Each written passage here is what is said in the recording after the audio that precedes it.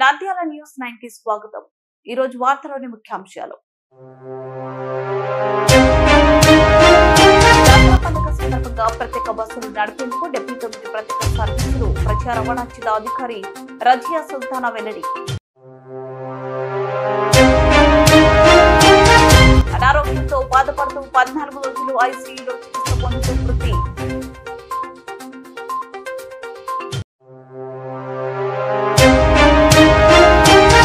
నంద్యాల విద్యుత్ శాఖ కార్యాలయంలో నూతన బాధ్యతలు చేపట్టిన నాగరాజు అభినందించిన సిబ్బంది ఏఈ శ్రీనివాసులు.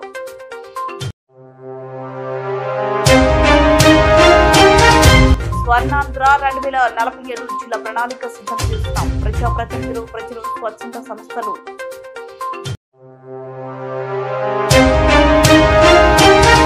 శ్రీరామకృష్ణ డిగ్రీ కళాశాల ఆధ్వర్యంలో నిరుద్యోగ యువతులకు జాబ్ మేళా. రామకృష్ణ విద్యా సంస్థల చైర్మన్ డాక్టర్ రామకృష్ణారెడ్డి. నంద్యాల పట్టణంలో దసరా నవరాత్రి ఉత్సవాలు ఘనంగా ప్రారంభమయ్యాయి.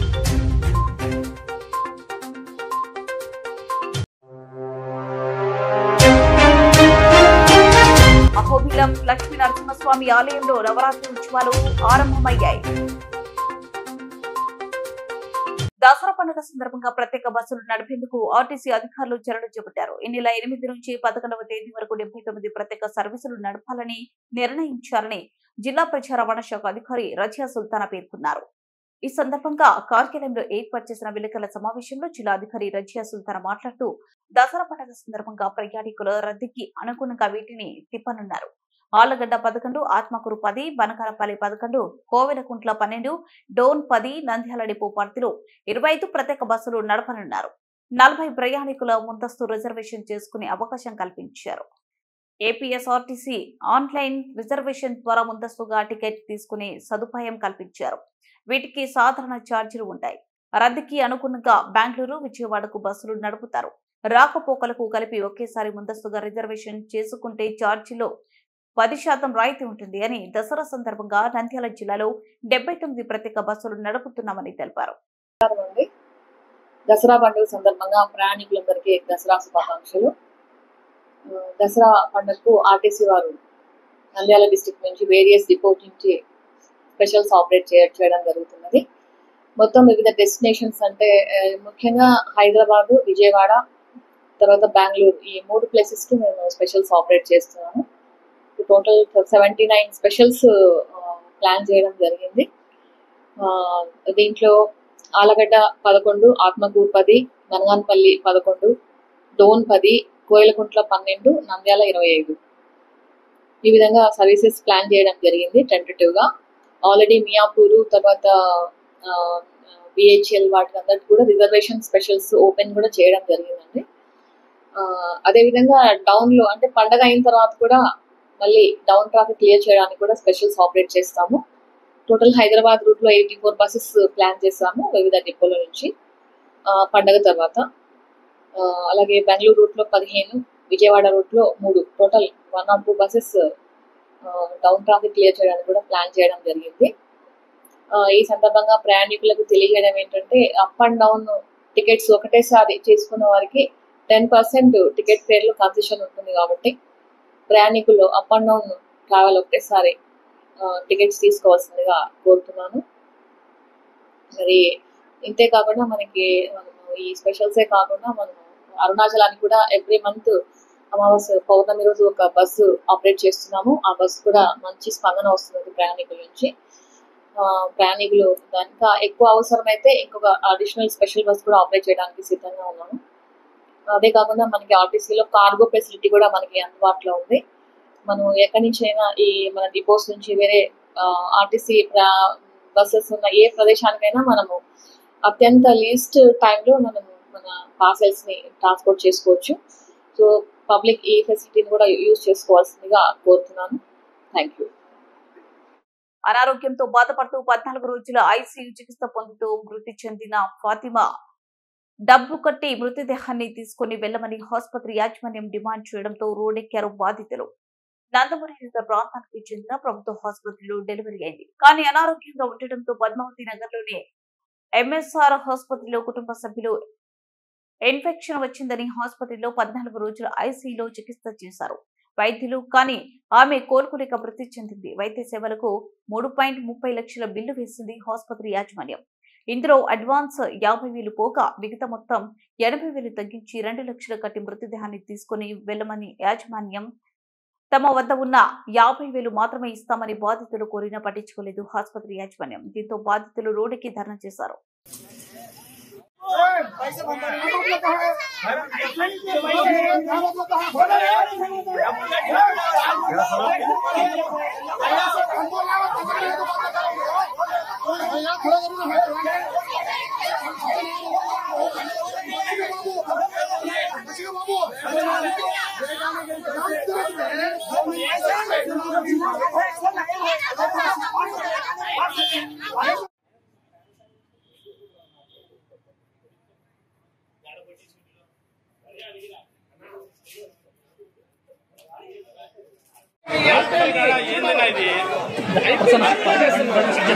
పేషెంట్ షిఫ్ట్ అంబులెన్స్ దారిస్తే సరిపోయా వాళ్ళకి క్లియర్ చెప్పి అంబులెన్స్ వస్తుంది. వాళ్ళకి క్లియర్ చెప్పి డాక్టర్తో మాట్లాడిస్తాను.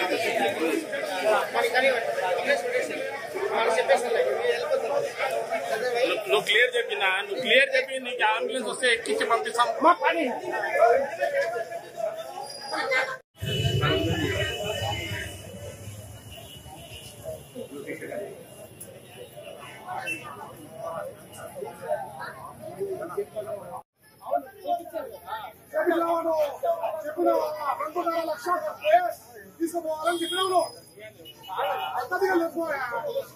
ఎప్పుడు చేస్తున్నావు ఇదంతా ఇంత హంగామైనా చెప్పాడు.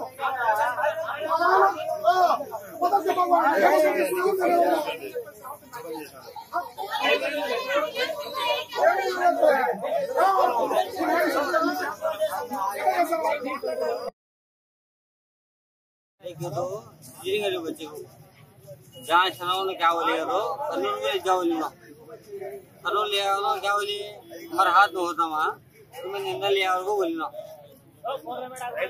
परमेट में दिखाना और को ना बोली ना परमेट दिखा तो परमेट दिखाई एक दिन को 20,000 रुपये भाई दिन को 20,000 रुपये नहीं दिखा दी थी पेपा गाड़ी सब्जी गाड़ी क्या बोलते हैं असल में एक दिन के बाद क्या बोलते हैं अरे भूल होती है मेरे भांजी नो रोती है नो हमारे खाला रोती है सब्जियां रोती है नो रोती है तो भी क्या बोले ना उनको लास्ट में क्या आया तो एक्स्ट्रा गाड़ी हो पूरा बॉडी एक्स्ट्रा गाड़ी होता तुम्हारे बच्ची का ऑपरेशन करना उनको बोली ना ऑपरेशन करे होता तुम्हें सब्जियां संतामा करना उनको बोली ना संतामा करे संतामा भी करी तो भी हो गया करे हुआ था 20,000 का टाइम दी वो 20,000 धड़ गया भी तो भी होगा भी पैसे भंडाली भी लागा हजार भंडाली भी बात दिखा दी तो खाता उठा ली मटन खत्म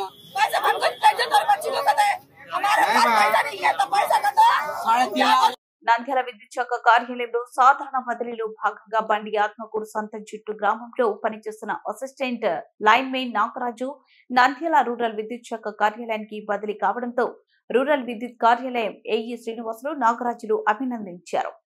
అదేవిధంగా సిబ్బంది ఘనంగా సత్కరించారు. ఈ సందర్భంగా ఏఈ నాగరాజు మాట్లాడుతూ విద్యుత్ శాఖలో పెద్ద కొన్ని రోజుల నుంచి బదిలీలు కొనసాగుతున్నాయని వాటిలో భాగంగా ఈ రోజు బండి ఆత్మకూరు సంత జిట్టు నుండి నంద్యాల రూరల్ కు రావడం జరిగిందని, అదేవిధంగా విద్యుత్ శాఖలో పనిచేస్తున్న ప్రతి ఒక్కరూ ప్రజలకు విద్యుత్ సమస్యలు వస్తే వారికి పరిష్కారం కోసం అందుబాటులో ఉండాలని తెలిపారు.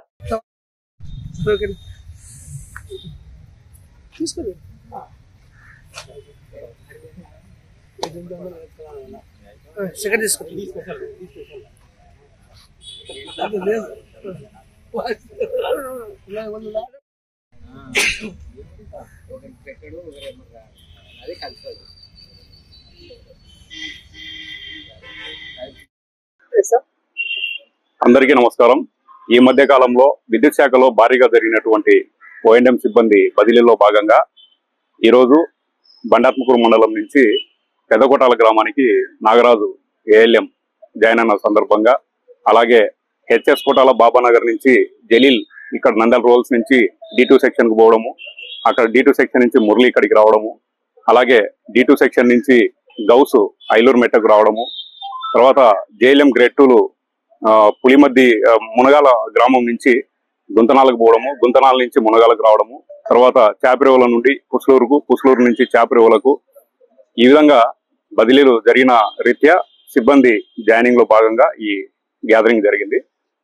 మండల ప్రజలందరూ గమనించగలరని ప్రార్థన.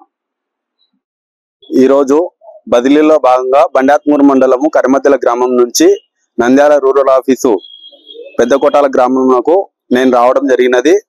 విద్యుత్ ఏఈ గారి సహాయ సహకారంతో అక్కడ ఉన్న విద్యుత్ సమస్యలన్నింటినీ ఏ లోటు లేకుండా చేయగలనని మనస్ఫూర్తిగా తెలియజేస్తున్నాను. అలాగే ప్రజలందరూ మనస్ఫూర్తిగా సహకరించవలసిందిగా కోరుకుంటున్నాను. నంద్యాల స్వర్ణాంధ్ర 2047 ప్రణాళికలో భాగంగా రాబోయే 23 సంవత్సరాలలో నంద్యాల జిల్లా అన్ని రంగాలలో అభివృద్ధి సాధించే దిశగా ప్రణాళిక రచన సిద్ధం చేస్తున్నామని జిల్లా కలెక్టర్ జి రాజ్కుమారి పేర్కొన్నారు. కలెక్టరేట్ లోనే సెంటినరీ హాల్లో స్వర్ణాంధ్ర @2047 జిల్లా దార్శనిక పత్ర ప్రణాళికపై అధికారులు, ప్రజాప్రతినిధులు, స్వచ్ఛంద సంస్థలు, వివిధ రంగాల స్టేక్ హోల్డర్స్ లతో జిల్లా స్థాయి సమీక్ష నిర్వహించారు. Joint collector C Vishnucharan, DRO Padmaja, CPO Venugopal, ఇతర జిల్లా అధికారులు తదితరులు పాల్గొన్నారు. ఈ సందర్భంగా జిల్లా కలెక్టర్ జి రాజ్కుమారి మాట్లాడుతూ రాష్ట్ర ప్రభుత్వ ఆదేశాల మేరకు జిల్లాలో స్వర్ణాంధ్ర 2047 ప్రణాళిక నిమిత్తం జిల్లా స్థాయి ప్రణాళిక రూపొందిస్తున్న నేపథ్యంలో ప్రజలు అన్ని సెక్టార్ల స్టేట్ హోల్డర్స్ భాగస్వాములై తమ సూచనలు, సలహాలు ఇవ్వాలని పిలుపునిచ్చారు. అన్ని గ్రామాలలో గ్రామ సభలు నిర్వహించి ప్రజల నుండి అభిప్రాయాలు సేకరించి మండల స్థాయి ప్రణాళికలు సిద్ధం చేశామన్నారు. జిల్లాలో ఇప్పటి వరకు 60,000 మంది పైగా QR కోడ్ స్కాన్ ద్వారా తమ యొక్క అభిప్రాయాలు పొందుపరిచారన్నారు. ప్రాబ్లం అవుతుంది కాబట్టి be considerate to our population also because ఒక హాస్పిటల్ స్టార్ట్ చేయాలంటే there so many things that we have to do, so much of money is involve and ఒక సింగిల్ విండో ప్రొసీజర్ కింద హాస్పిటల్స్ ఓపెనింగ్ కి easy అయ్యేటట్టు కూడా ముందు చూస్తారని ఆశిస్తున్నాను. Thank you so much for giving me. మెడికల్గా కానీ ఇంకా చాలా వరకు అందుబాటులో ఉంది మేడం. మన జిల్లాలో నంద్యాలలో సెక్టర్ కూడా చాలా అవసరం మేడం. జిల్లా కేంద్రంలో ఈ మత్తుకు బానిసై కానీ ఇతర కారణాల వల్ల సూసైడ్ చేసుకోవాలని ఆలోచన ఉన్న వాళ్ళ కానీ ఇందులో స్వచ్ఛంద సంస్థలు కూడా భాగస్వామ్యం బాగుంటుంది. మనుషులు కూడా యాక్సిడెంట్ జరగదు. దాన్ని దాదాపు 10 ఎకరాలు ఉంది. దాని రైతులకు ఉపయోగపడే ఏ దానికైనా కూడా దాన్ని ఉపయోగించుకోవచ్చు. అలాగే మన జిల్లా కేంద్రానికి అవసరమయ్యేవి కూడా ఆ శాఖ ప్రభుత్వం తరఫున ఉపయోగించుకోవడము, అలాగే ఎకో టూరిజము, తర్వాత మనకు ఈ ఆధ్యాత్మికంగా కూడా చాలా సౌకర్యాలు ఉన్నాయి. ముఖ్యమైన దాన్ని కూడా ఏర్పాటు చేస్తే బీద ప్రజలు చాలా మంది ఉన్నారు. రక్త కణాల మిషన్ కూడా ప్రభుత్వ ఆసుపత్రిలో ఏర్పాటు చేయాలని చెప్పేసి ఇండియన్ రెడ్ క్రాస్ సొసైటీ తరఫున అవకాశం ఇచ్చిన అందరికీ ధన్యవాదాలు తెలియజేస్తాను.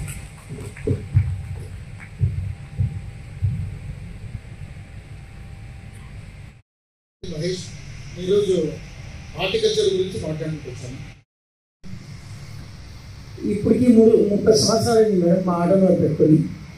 ఆ రోజుల్లో సీఎం గారు మాకు 50 లక్షలు ఇచ్చారు రోడ్లకు, కరెంటుకు. అది 5 సంవత్సరాలు రోడ్లు పని చేశాను మేడం. ఇప్పటి వరకు మెడల్ రోడ్లన్నీ చెడిపోయినాయి. ఎన్నో ఎలక్షన్లు పోతున్నాయి, అందరూ వాడుకుంటారు. మాకు రోడ్లు మాకు ఎవరు కలిగినా సరే అంటారు మేడం. మాకు వాటర్ లేదు, తాగడానికి డ్రైనేజీ లేదు, రోడ్స్ లేదు. ఒక్కపారి మీరు వచ్చి చూసి మా పరిస్థితి ఎంత ఘోరంగా జీవిస్తున్నామో మీకు అర్థమవుతుంది. ఇలా వచ్చిన పెద్దలకందరూ అడుగుతూనే ఉన్నాం మేడం. వైసీపీ సంతోషకర విషయం. మన జిల్లా ఎలా అభివృద్ధి చేయాలి, ఈ 5 సంవత్సరంలో మన జిల్లా ఏ రకంగా 2024 నుంచి 29 వరకు జిల్లాను అభివృద్ధి పదంలోకి తీసుకోవాలంటే మీ సలహాలు కావాలని కలెక్టర్ గారు కోరడం అనేది ఇంతవరకు చాలా సంతోషించిన విషయం. మరి ముఖ్యంగా మేడం చెప్పినట్టు మన కొన్ని వనరులు ఎవరికి లేవు. మొత్తం ఆంధ్రప్రదేశ్లోనే నంద్యాలకు అన్ని రకాల వనరులు ఉన్నాయి. అయితే ఆ వనరులను ఉపయోగించుకోవడంలోనే అటు ప్రభుత్వం ఎలా అయితేనేమి, ఇటు ఆఫీసర్లు అయితేనేమి, ఇటు ప్రజలైతేనేమి ఎవరు కూడా ముందుకు రాలేకపోతున్నారు. మరి ముఖ్యంగా మనకు వచ్చేసి ఫస్ట్ దాదాపు 9.5 lakh హెక్టేర్ ఏకర్స్ ఇక్కడ ల్యాండ్ ఉంది, అందులో దాదాపు 50% అగ్రికల్చర్ కింద ఉంది, 4 lakh hectares. మరి ఇన్కమ్ కూడా main income source of income కూడా అగ్రికల్చర్ మీద ఉంది ఇక్కడ. తర్వాత నెక్స్ట్ ఐటమ్ వచ్చేసి ఫుడ్ ప్రాసెసింగ్ మీద మనం డెవలప్ చేసుకుంటే మనకు తెలియకుండా వచ్చే ఇన్కమ్ ఏది ఫుడ్ ప్రాసెసింగ్ ఇండస్ట్రీ. కాబట్టి ఈరోజు ఆంధ్రప్రదేశ్కే food processing industry another 5 years లో ఇన్కమ్ నెంబర్ 1 పొజిషన్లో ఫుడ్ ప్రాసెసింగ్ ఇండస్ట్రీ ముందుకు పోతుంది. ఎందుకంటే ఈవెన్ గుజరాత్ వాళ్ళు కూడా ఆంధ్రప్రదేశ్కి వచ్చి ఇక్కడ వాళ్ళు అసోసియేషన్ ఫామ్ చేసి వాళ్ళంత ముందు చూపులో ఉంటున్నారంటే. Programs, health education, health camps. We are also involved in Mission Pink Health program, which involves adolescent health. అంటే కౌమార బాలికల ఆరోగ్యం గురించి చాలా స్కూల్స్ అండ్ కాలేజెస్ లో కూడా మేము health awareness camps and programmes చేసాము. పిల్లలకి అన్ని చెప్పడం, nutrition, hygiene, social addiction, nutrition, anaemia prevention అన్ని చేస్తూ టెస్ట్లు చేస్తూ ఇవన్నీ చేసి cancer prevention programmes in women's health camps చేసాం. మేడం మేము ఆత్మకూరు దగ్గర ట్రైబల్ ఏరియాస్ లో కూడా చాలా క్యాంప్స్ చేసాము.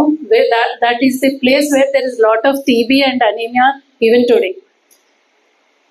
ఇంకా స్పెసిఫిక్ డాక్టర్స్ ప్రాబ్లమ్స్కి వస్తే ఒక హాస్పిటల్ కూడా ఒక స్మాల్ స్కేల్ ఇండస్ట్రీనే madam. Every hospital gives employment to at least small hospital will give employment to 10 to 50 people.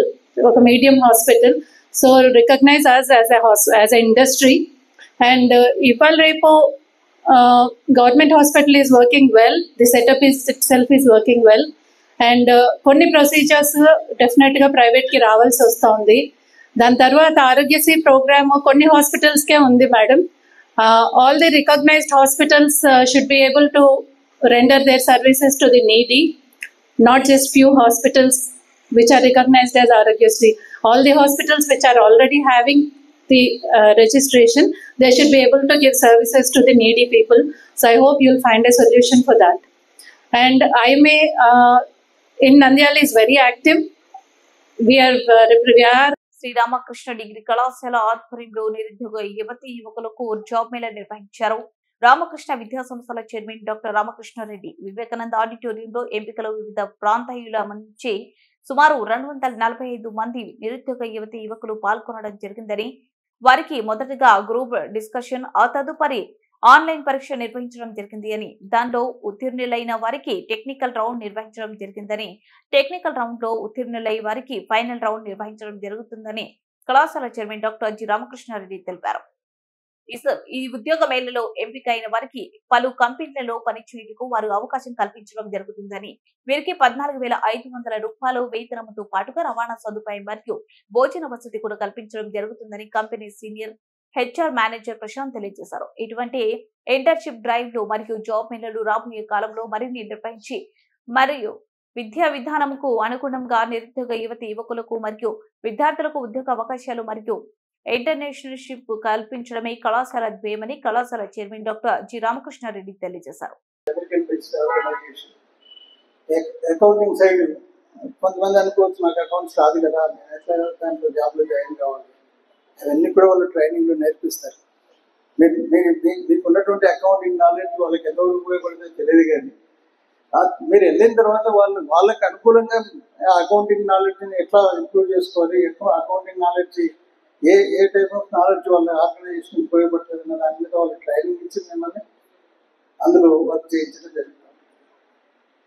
So ఇందాక మీరు చెప్పినట్టుగా కేవలం ఏదో జాబ్ కావాలి కాబట్టి పోతున్నాం అన్నటువంటి ఆలోచనతో కాకుండా మీ గ్రోత్ కోసం ముందుగా ఫస్ట్ మీ గ్రోత్ ఇంపార్టెంట్. మీ గ్రోత్ కోసం గ్రోత్ కావాలి అంటే మీరు వర్క్ చేసేటువంటి ఆర్గనైజేషన్ మీద మీకు ఫస్ట్ నమ్మకం ఏర్పడాలి. ఆ తర్వాత ఆర్గనైజేషన్ ద్వారా నేను డెవలప్ కావడానికి అవకాశాలు ఉన్నటువంటి భావన మీద రావాలి. ఆ తర్వాత 100% కమిట్మెంట్ తోటి మీరు వర్క్ చేసేటువంటి పరిస్థితుల్లో ఉన్నారు.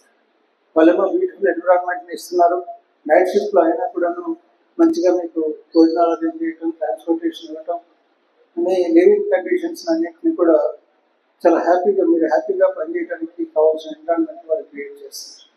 సో మీరేం చేయాలి, వాళ్ళని హ్యాపీగా ఉండడానికి మీరు ప్రయత్నం చేయాలి. సో మీ వర్క్ కమిట్మెంట్ అనేటువంటిది బాగుండాలి. కాస్త అక్కడక్కడ కొన్ని ఒక్కోసారి మనకి వర్క్ చేసినప్పుడు కొన్ని ఇబ్బందులు ఏర్పడతాయి. ఎక్కడైనా లైఫ్లో ఇబ్బందులు అనేటువంటివి ఏర్పడతాయి. ఆ ఇబ్బందులు మనం ఫేస్ చేయగలిగితేనే ముందుకెళ్ళగలుగుతాం. భయపడి పారిపోతే కొత్త భయపడి పారిపోతూ ఉంటారు, పిరికిబందులుగా తయారైపోతారు. మీరు పిరికిబందులు అయితే కాదు కదా, ధైర్యం ఉన్న వాళ్ళే కదా. కాబట్టి హ్యాపీగా ఈరోజు ఇంటర్వ్యూ ఫేస్ చేయండి, మీ పర్ఫార్మెన్స్ చూపించండి. ఓకే, తర్వాత సెలక్షన్కి ట్రై చేయండి. ఇక్కడ ఉన్నటువంటి పెద్దవాళ్ళంతా కూడా మీకు హెల్ప్ చేయడానికి వచ్చారు. మిమ్మల్ని ఏమన్నా ఇబ్బంది పెట్టే పరిస్థితి అయితే కాదు. సో దీన్ని అర్థం చేసుకోండి. బీ హ్యాపీ, హ్యాపీగా ఇంటర్వ్యూ ఫేస్ చేయండి, హ్యాపీగా జాయిన్ అవ్వండి, లైఫ్ హ్యాపీగా లీడ్ చేయండి. నంద్యాల పట్టణంలో దసరా నవరాత్రి ఉత్సవాలు ఘనంగా ప్రారంభమయ్యాయి. నంద్యాల కోదండ రామాలయంలో రోజకుంటలో వెలిసిన నాగులకట్ట ఆలయంలో లక్ష్మీ నరసింహస్వామి, నంద్య సుంకులమ్మ ఆర్యవైశ్య దేవాలయంలో అమ్మవారికి ప్రత్యేక పూజలు నిర్వహించారు. భక్తులు అమ్మవారిని దర్శించుకోవడానికి పోటెత్తారు. అదేవిధంగా కాళికాంబ దేవాలయంలో అమ్మవారిని బంగారు అలంకరణలో దర్శనమిచ్చారు. అమ్మవారిది భక్తులు ప్రత్యేక పూజలు నిర్వహించారు. ఈ సందర్భంగా పలువురు మాట్లాడుతూ దసరా నవరాత్రులు ప్రారంభమై ఆలయంలో ప్రతిరోజు అమ్మవారికి ప్రత్యేక అలంకరణలో దర్శనం ఇవ్వడం జరుగుతుందని, భక్తులందరూ పాల్గొని అమ్మవారి దర్శించుకుని తీర్థ ప్రసాదాలు స్వీకరించాలని తెలిపారు.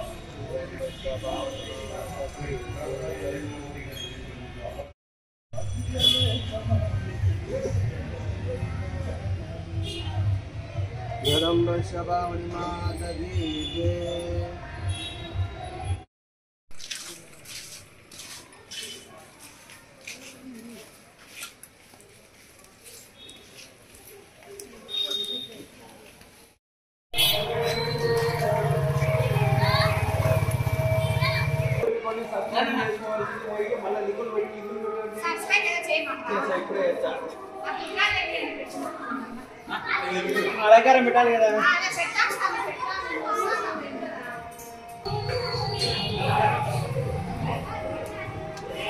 కొంచెం ఊగుతుంది టేబుల్.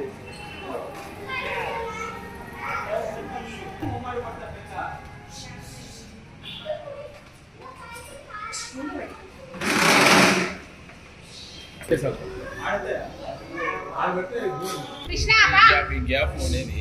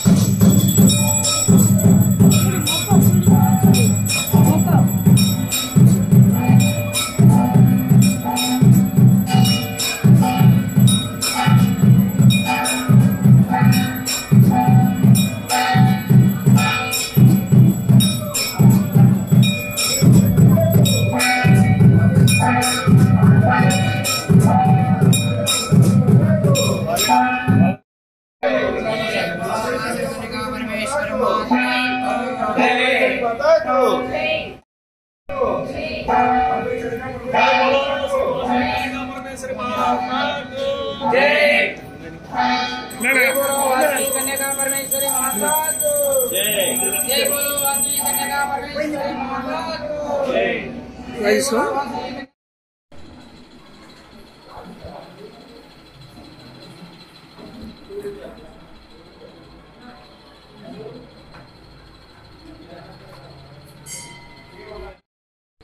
टेंशन का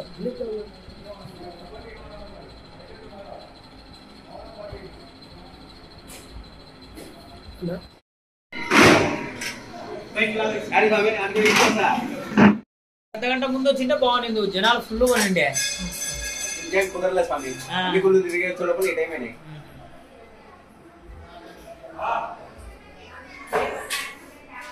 కొద్దిసేపు